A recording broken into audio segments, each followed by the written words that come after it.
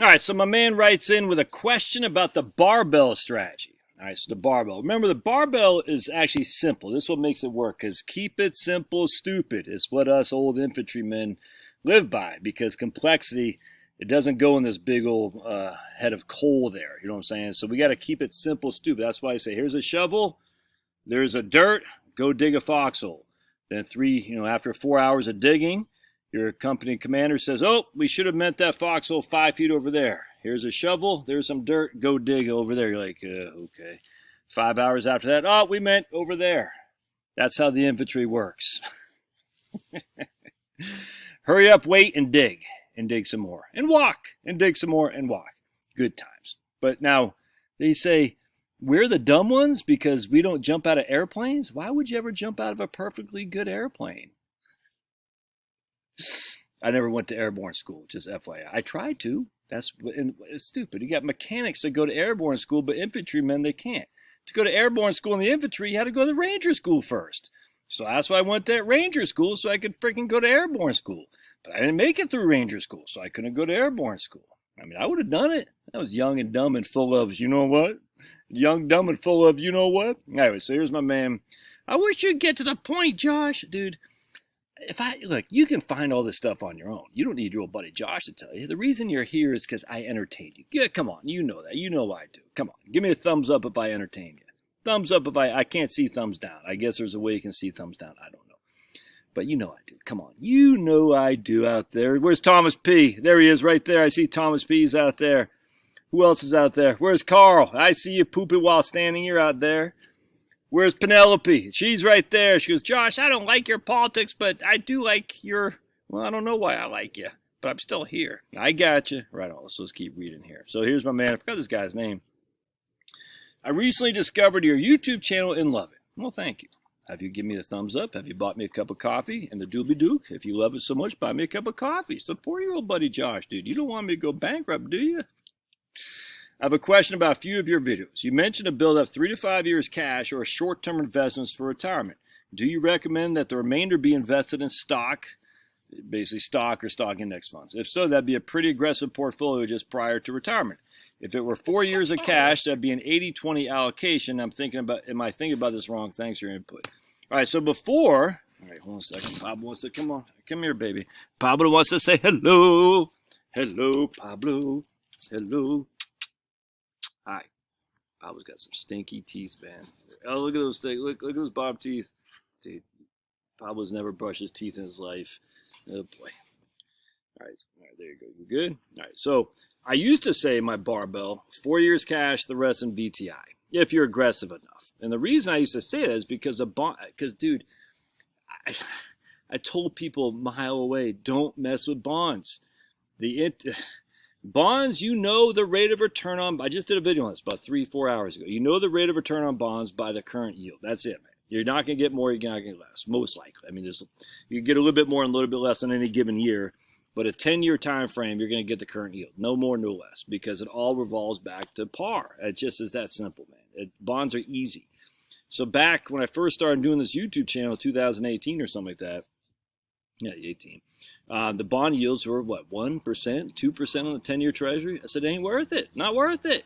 Bond yields are too low. They only have one place to go, which is flat. They're not going down. I mean, they went down shortly for a short time because of the pandemic, but they're going to go up. When they go up, the price of the bonds will get crushed. I didn't anticipate Jerome Powell and the boys what they did in 2022. And that was nuts. I mean, we never seen anything like that, ever. No one has. No one walking this earth has ever seen a bond market like what we saw in 2022. Is violent like we've never seen, or no one predicted, by the way.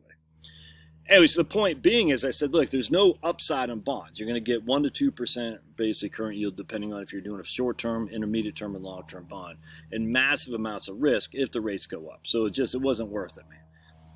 I used to say Ginnie Mae, I still like Ginnie Mae, but Ginnie Mae would be the alternative because Ginnie Mae historically had very limited downside. And then 2022, Ginnie Mae was down, I want to say 12%. It was crazy.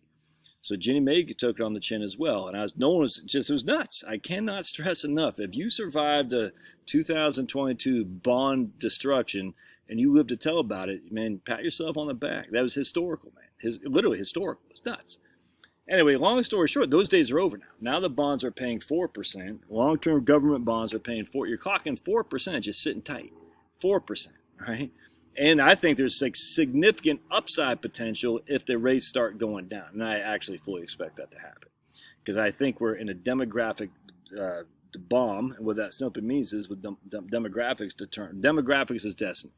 So you just look at Japan, you can look at China, you can look at South Korea, you can look at Europe. All these countries are in a demographic bomb. All right, we're in quicksand. There's not enough babies being born. And what is the biggest draw for of GDP? Is personal consumption. Well, personal consumption is based on what? Personnel. If the personnel ain't being born, guess what? There's going to be less personal consumption, inherently less growth on the GDP. Less growth on the GDP. Japan is literally, you can just see right now, low inflation. They got 3% inflation right now, but that's not going to last long. They got low inflation, no interest rates, low unemployment, and not much growth. That's all there is to it, man. That's what we are going to do. Demographics is destiny. Is all there is to it. We'll be a little bit better than Japan, so I don't expect zero interest rates, zero inflation, but we're going that route for sure. China's going that route. South Korea, Europe. I mean, Europe dead. Europe's done. Europe's going to be cow fit in no matter of time. At least UK will be probably, maybe France, but certainly UK. They'll be a cow fit, and that's probably better off for them actually than the atheistic state that they're in right now. Anyway, the point being is what we see here is that the interest rates on bonds are high enough now that we can actually invest in some bonds, take some risk off the table, because don't forget, back then, we've since had 5 years of a massive run. And I did a video on this a couple days ago where I showed from 2017 to 2022, the market was up 70%. All right, so if you had $100,000 in the S&P 500, you got $170,000 there at the end of 2022. That's at the end of the bear market. And now it's up another 15% so far year to date or something like that. So you're sitting on almost $200,000. You've almost doubled your money since 2017. All right. So valuations, I don't want to say valuations from a PE perspective have gone up, but the valuations in terms of how much gains you have gone up since 2017. So the market has expanded pretty significantly, and it's, basically a lot of it's okay. A lot of it for this year at least is just based on 6 tech stocks or something like that. Hi, baby. Look at me, just loves to sit on my lap. What's that noise? Look at those teeth. Oh, my goodness. Look at those bottom teeth. Uh-oh. He sees his brother. He says, what's my brother doing? Anyway, so the market is expanded by 70%. In the interim, the bond market has done nothing. It's gone down. All right, so 5 years now since we first started talking about this, the stock market's gone up 70%. The bond market has gone down. Probably not a huge amount because it did have a couple of good years in between the chaos that was 2022, but basically it's leveled, if that makes sense. So now I wouldn't go 80-20 in terms of 4 years cash and say 20% cash and 80% stocks. No way. So what I do is I do my 25-25-50 portfolio. That's what I own right now, and I just turned 53 a couple weeks ago, so I'm still your old young buddy Josh, man. I got freaking mosquito bugs. I hate skeeters. So I always want to move to a dry place. You guys that live in California and stuff, you don't know what it's like to have mosquitoes. I have to go back inside. Freaking rat finks. They love me because I'm so sweet. Oh, yeah, I smell good. They're like, Josh, you are so sweet. I know I'm sweet. Just leave me alone, man. But you taste so good. I know I taste good. Yeah, because I'm so handsome. They're like, let me get some of that blood. I'm typo negative, by the way. They love my typo negative blood because that's a uniform blood or whatever it is. If I trusted the Red Cross, I'd be donating blood, but I don't trust the Red Cross as far as I could kick them, that's for sure. Anyway, so we go to 25% in cash, 25% in what I would say intermediate to long-term government bonds. I'm not messing around with corporate bonds. And government bonds and a fund like that would be BND, Bravo November Delta, and that's the total bond index. That's fine. Now, I can't tell you what to do. I'm not making any investment recommendations.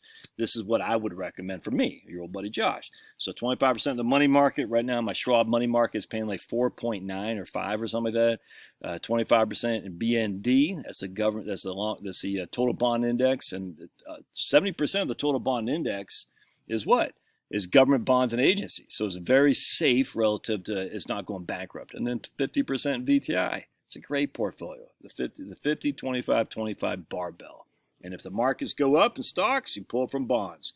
You pull from stocks. If the stocks go down, you pull from bonds. If bonds go down, you pull from cash. I hope that makes sense. Love your thoughts. Don't forget to subscribe down below, and we'll see you guys.